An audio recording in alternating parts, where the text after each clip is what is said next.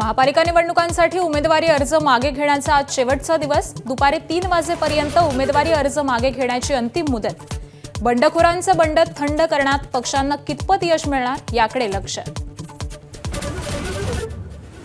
ठाकरे सेनेच्या आणि मनसेच्या उमेदवारांना आज मार्गदर्शन। आदित्य अमित ठाकरे दुपारी 2 वाजता शिवसेना भवनात कानमंत्र देणार।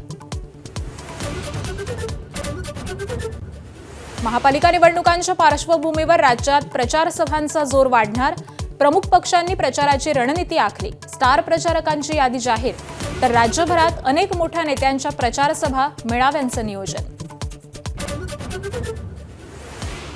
महापालिका मतदानाआधीच एकूण 21 उमेदवार बिनविरोध विजयी। सर्वाधिक 9 जण कल्याण डोंबिवलीतील, तर भिवंडी, अहिल्यानगर, जळगाव, पिंपरी चिंचवड, पनवेल, धुळ्यामध्येही उमेदवार विजयी।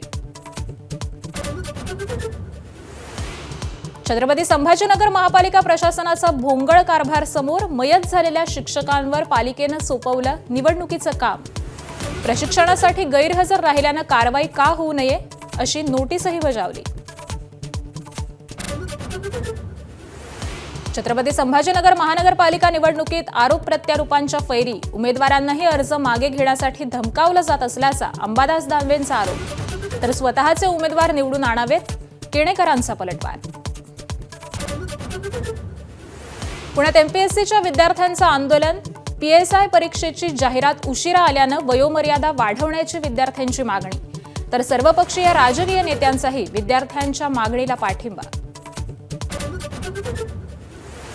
साताऱ्यात होत असलेल्या 99व्या साहित्य संमेलनाचं आज मुख्यमंत्र्यांच्या हस्ते उद्घाटन। संमेलनाध्यक्ष विश्वास पाटलांच्या माफीची संभाजी ब्रिगेडकडून मागणी। कादंबरीतून संभाजी महाराजांची बदनामी केल्याचा आरोप।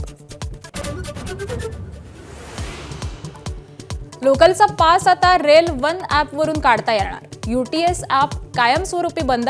रेल वन ॲपवरून अनारक्षित तिकीट खरेदी केल्यास प्रवाशांना 3% सूट मिळणार।